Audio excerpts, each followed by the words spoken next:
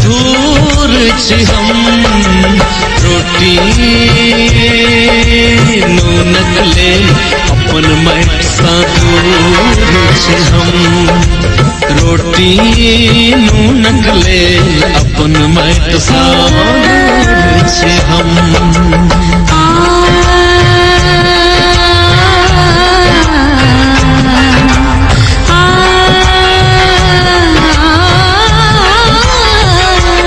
मजदूर छी हम ई गीत तो सुनलहुं, मुदा मजदूरी करय वाला एकटा जे वर्ग छै अखनो धरि हमरा सभक समाज में, ओ जहिना के तहिना छिए वही रूप में। और वो वर्ग भले ही यदा कदा बहुत महत्वपूर्ण जगह में पहुंच जाए, मुदा जखन एकटा बुझू जे नैतिकता ईमानदारी एहि चीज सबके जखन अंगेजने रहे छै तो जत्ते के तत्ते रह जाय छै। तो एहि संदर्भ के एकटा आलेख हम सब परसब एकटा व्यक्तित्व के बारे में चर्चा करब।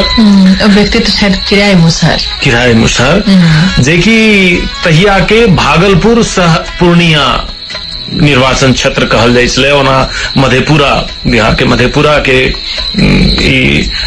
रहनिहार ओहिठाम से सांसद चुनल गेल छले था 1952 में। बहुत दुखपूर्ण जे सामान्य जे तरहक मजदूर वर्ग के वा दलित वर्ग के अवस्था जे मिथिला क्षेत्र में छै तही में से रहत। सांसद भेला के बादो हुनकर मृत्यु गरीबी के कारण भेलन। तो ई एकटा बुझ सकै छी जे कोन तरह के ईमानदार व्यक्तित्व छले था। तो ई आलेख जे छै एखन हम सब राखब, ई आलेख सत्यनारायण प्रसाद यादव जी के छन। ओ सामाजिक संजाल में परसने छै, तई में से हम सब कोशिक विभीषिका से पीड़ित लोकक एकटा फराक जिजीविषा कुशकन्हाक लोक में सदिखन से विद्यमान रहल अछि। ओना बाढ़िक विभीषिका झेललाक बाद ओहि क्षेत्रक भूमि ठाम ठाम जरूरत से बेसिये उर्वर होइत रहल अछि। ई उत्कंठा से जे सब भूमि उर्वर होमे, सब लोक सुखित हुए, मिथिलाक एहि भूभाग में समाजवादी पौधक जड़ किछ बेसिये पुनघैत रहल अछि। ई भूमि बहुतो नायक, क्रांतिकारी, स्वतंत्रता सेनानी, नेतृत्वकर्ता, सामाजिक चिंतक, मुखर और प्रखर वक्ता आदि सबके अवतरित केलक। एहि में से जे लोकनि अपन ईमानदारी के लेल जगजाहिर रहला आ एकरा अपन जीवन आदर्शक रूप में स्थापित करवा में सफल रहला, एहन व्यक्तित्व में अग्रगण्य छथि बाबू किराय मुसहर।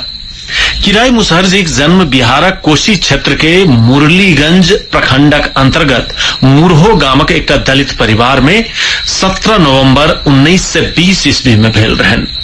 ई गाम मधेपुरा जिला मुख्यालय से करीब 17 किलोमीटर आ NH 107 से 3 किलोमीटर उत्तर में अवस्थित अछि। अपन जाति के सामाजिक आ आर्थिक परिस्थितिक अनुसार किराय मुसहर जी के जीवन से हो मालिक मुख्तारक रहमो करम पर छल। दोसरक खेत पतार में काज करबाक अलावा दोसर कोन उपाय छल हुनका। अक्षरो ज्ञान तेहन नहीं रहन। हाँ, तखन हुनका लग छल त मनुखता, संवेदना ओ वंचित समाजक प्रति अगाध चिंतनीय बोध। कारण जे ओ मनुखक की अधिकार होइत छैक से बुझतो जीवनक बदहाली के नीक से महसूस केने रहत। एहि समाजक घृणित रवैया से खिन्न रहत। जीवन क्रम में गांधी और डॉक्टर लोहियाक विचार से बेस प्रभावित भेलत। हुनक परिवारक छट्टू ऋषिदेव जी कहैत छथि, आजादी से पूर्व एक बेर गांधी जी मिथिलाक कोशी क्षेत्र आयल रहत। बाबूजी अर्थात किराय मुसहर गिरहत के खेत जोइत रहल रहत। गांधी जी के अयबाक खबर सुन ओ जल्दीए खेत से आबि हुनका देखबा हेतु सहरसा चलि गेला।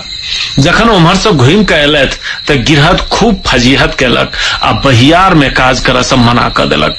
ताहि समय घरक खर्चा जुटाबे में बड़ दिक्कत भेलन। बाद में बगल वाला गामक खेत में मेहनत मजदूरी करय लगलथि। कतेको मास ई क्रम अहिना चलल। बाद में अपने गामक एकटा जमींदार में शामिल बिंदेश्वरी प्रसाद मंडल जी के परिजन लोकन हिनका आश्रय देलन। बाबूजी हुनके ओहिठाम हरवाही करऽ लगला। ताहि समय ओ समाजवादी नेता डॉक्टर राम मनोहर लोहिया और हुनक किछु समकालीन नेता लोकन के संपर्क में आबि गेल रहत। खेती पथारी ओ मालजाल के भूसा सानी लगेलाक बाद सोशलिस्ट पार्टी के दफ्तर पहुंच जाइत छलथि। ओतऽ डॉक्टर लोहिया, आचार्य कृपलानी और जयप्रकाश नारायण से जुड़ल प्रसंगक अलावा देश काल ओ परिस्थिति पर चर्चा सुनब हिनका खूब पसिन रहन। डॉक्टर लोहिया के विचार से ही एतेक प्रभावित भेलथि जे गामक दलित पिछड़ा जाति से जुड़ल लोक सबके सोशलिस्ट पार्टी से जुड़बाक प्रयास करऽ लगलथि।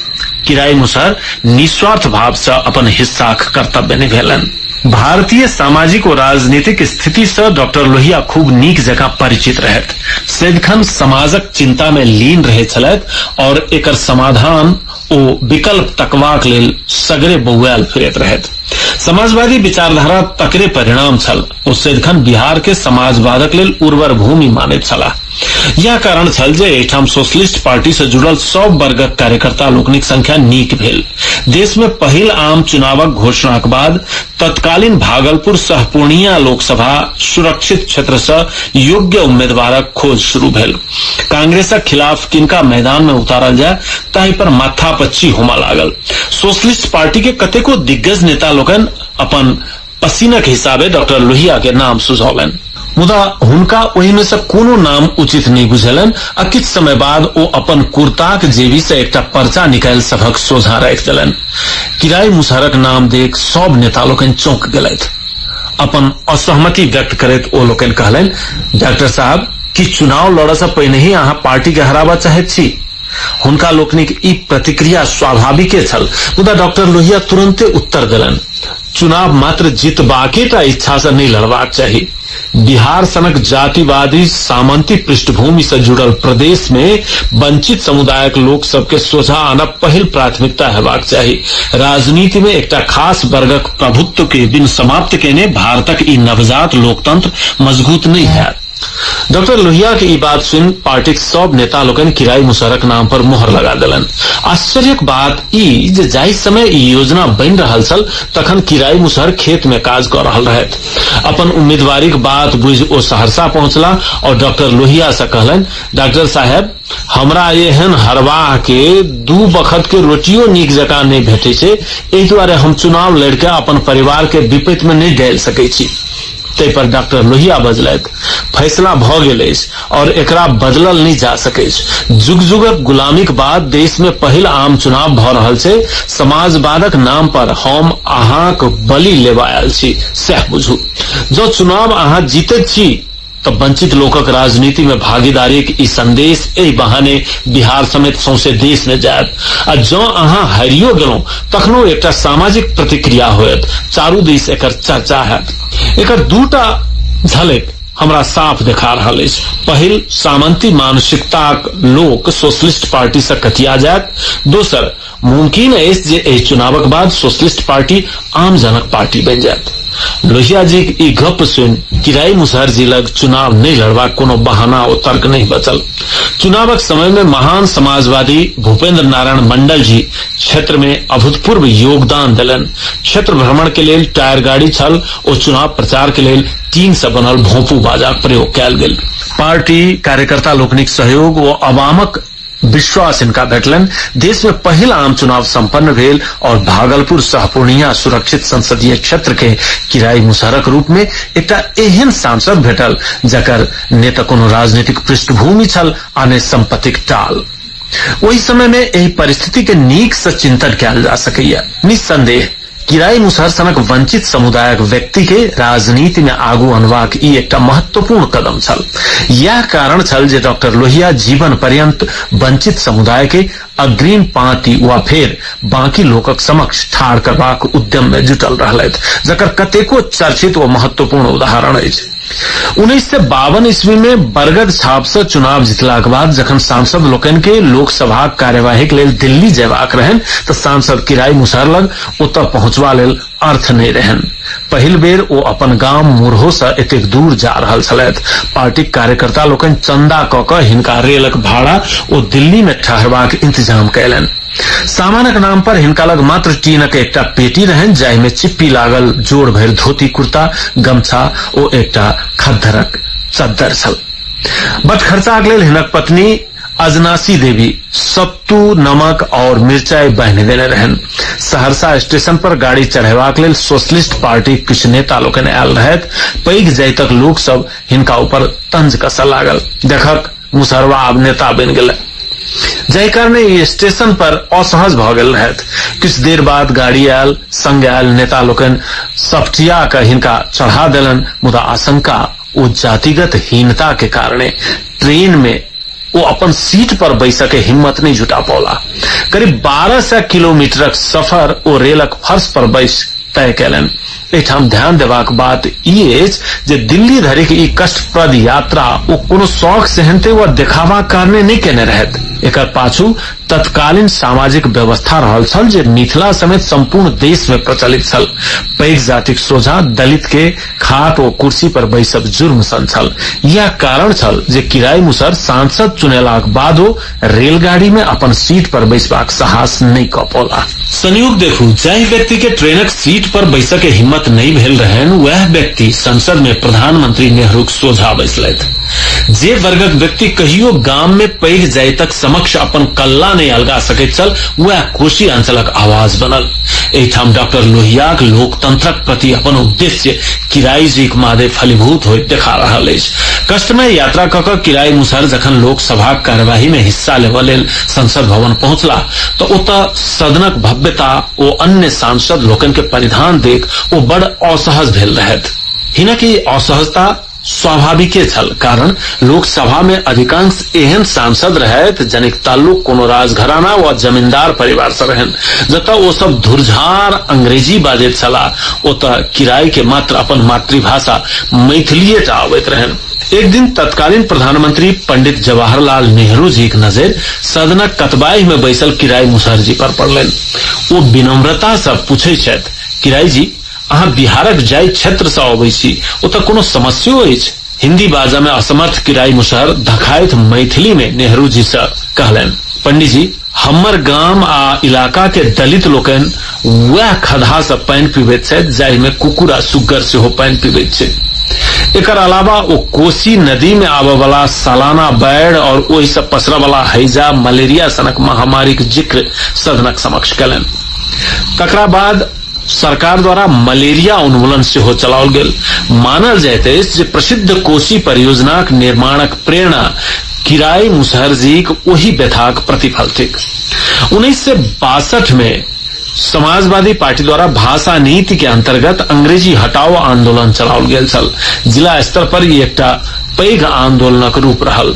एहि आंदोलन में सरकारी पदक नाम जे अंग्रेजी में लिखल रहैत छल तकरा अलकतरा से पोति देल जाइत छल।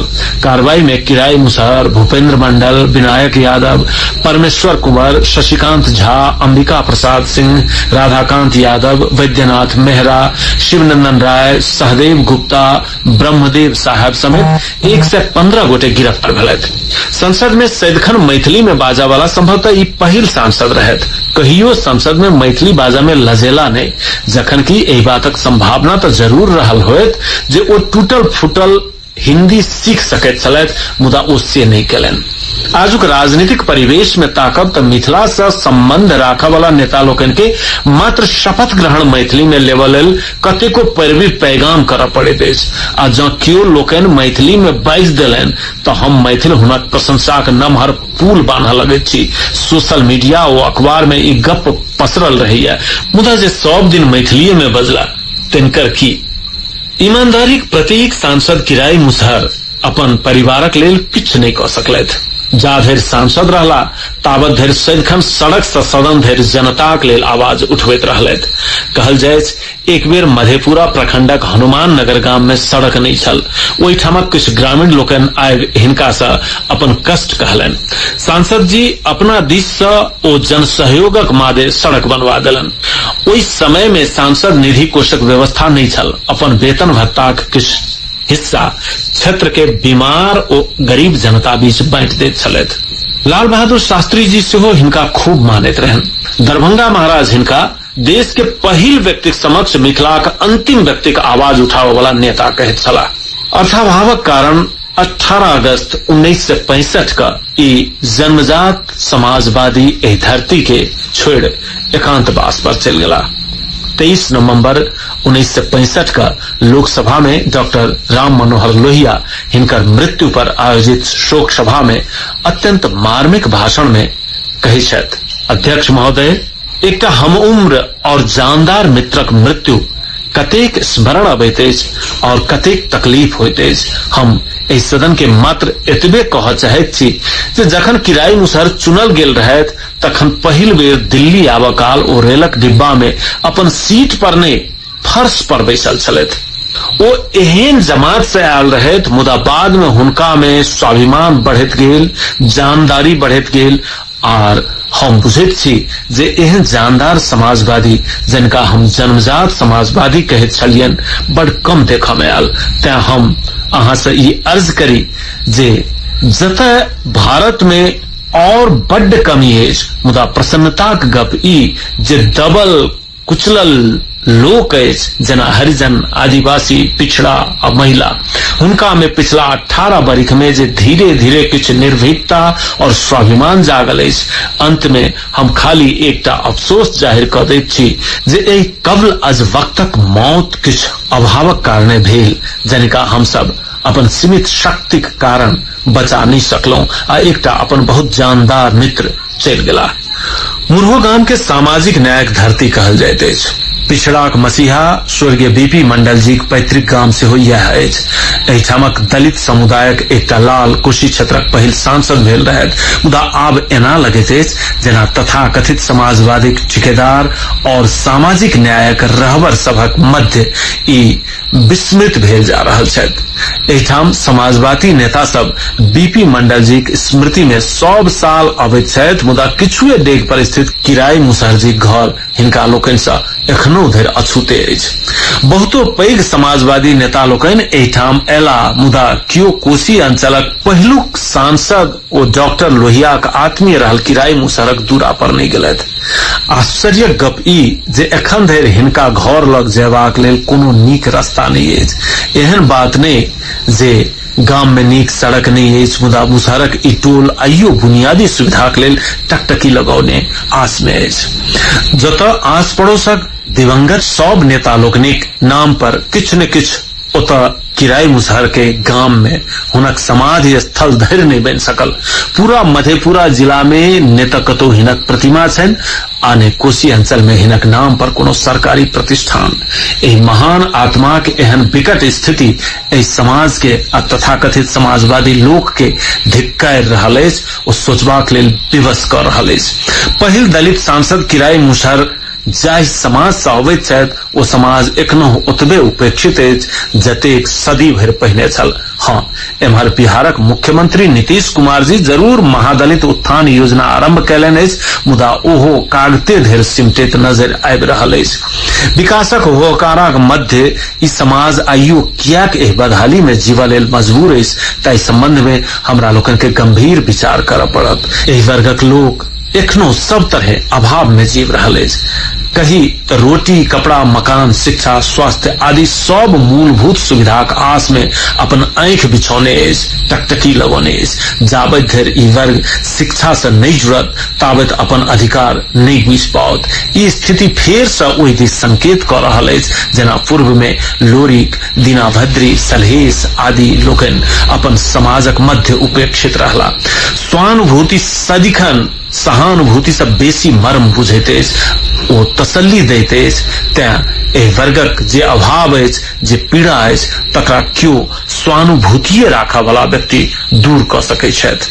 आइ जखन भारतीय राजनीति में धनोपार्जन, सत्ता से सटल रहबाक लालसा, धनबलक बहुलता, पूंजीवादी तंत्र, नैतिक पतन ओ वैचारिक शून्यता हावी भ गेल अछि, तखन समाजवादक गर्भ से उपजल ई महान आत्मा अपन सत्कर्म, ईमानदारी, तार्किक सोच ओ आत्मबलक कारणे सदिखन स्मरित होइत रहता।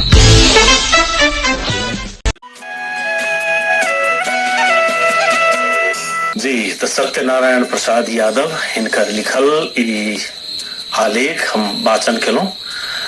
सत्यनारायण प्रसाद यादव के बारे में से कनी जानकारी द दी, खास करके एहि लेल जे एतेक ढंग से लिखने छथिन, भाषा में सुस्पष्टता, माधुर्य, प्रवाह आ कोनो चीज के एकदम चित्र जगह प्रस्तुत करे के क्षमता से।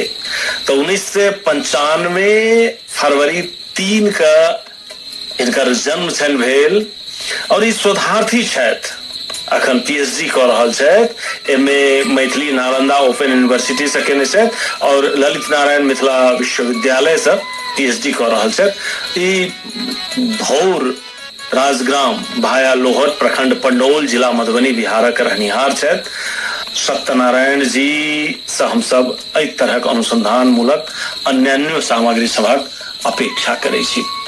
अब एही संदर्भ के आगा बढ़बैत किराई मुसहर के जे जीवन रहलनि, दिनचर्या रहलनि, ओहि सब मिलैत जुलैत एकटा गीत पढ़ि रहल छी।